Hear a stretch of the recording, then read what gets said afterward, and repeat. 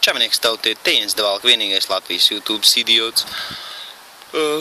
Nebija taisījis blogs ilgu laiku, bet divi fakti mani šodien iepriecināja. Kādā ziņā nevis, ka labi fakti, bet kad iespējams es skatos pareizajā virzienā.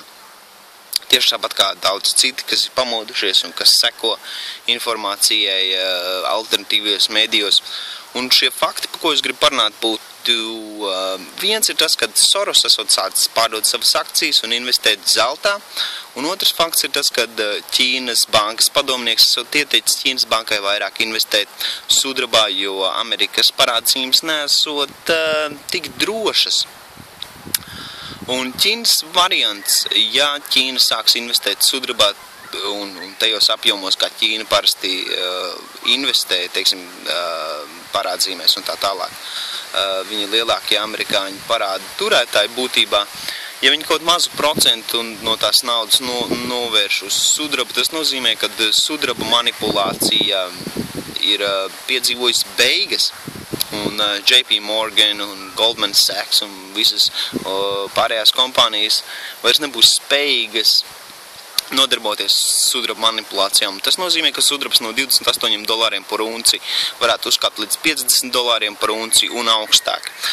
Bet nespriedīsim par to vēl par ātru, bet tas tā kā varbūt ir kā zīme, kā mājiens, kad oktobris, pa kuru runāja Geralds Salente, Lindsey Williams, par ko ir, teiksim, brīdināti amerikāņu policija gatavoties oktobrim, kam viņi būtībā it kā nezinot. Tas varētu būt tā kā zīme, kad oktobris varētu būt šīs krīzes risinājuma laiks, kad šī krīze atrisinās ne jau pozitīvā veidā, bet kad piedzīvo visas fanfaras un beigu salūts un visa šī epopeja, visu šīs finansu mahināciju laiks, kas ir tagad noticis, visu šīs finansu mahinācijas, kad sāk brukt. Jā, tā kā skatīsimies, kas notiek oktobra beigās un novembra sākumā, bet es domāju, jebkuram vidusmēra idiotam ir skaidrs, ka ja tev ir pienācis rēķins vienai kredītkartei, kur tev ir jāapmaksā, tu nevari aizņemties, paņemt otru kredītkarti, lai pirmo atdot un teikt, mums ģimene ekonomika uzlabojās, mēs tagad dzīvojam labāk.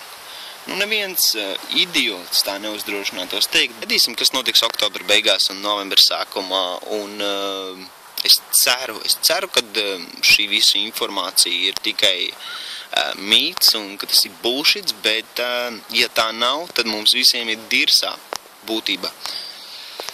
Kaut kāds mans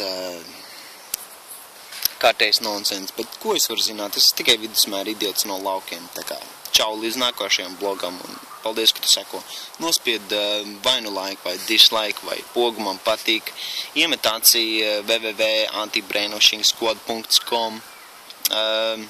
Tas ir mazākais, ko tu vari darīt un kā tu vari atbalstīt. Un atstāj kādu komentu, ko tu domā par to, kā tev liekas, kas notiks oktobra beigās, novembra sākumā, vai kaut kas notiks, vai nekas nenotiks, vai šis tikai bullshits un tukša diršana. Varbūt es tikai nojūdzies konspirāciju idiots. Bet jā, kaut kā tā. Čavinieks.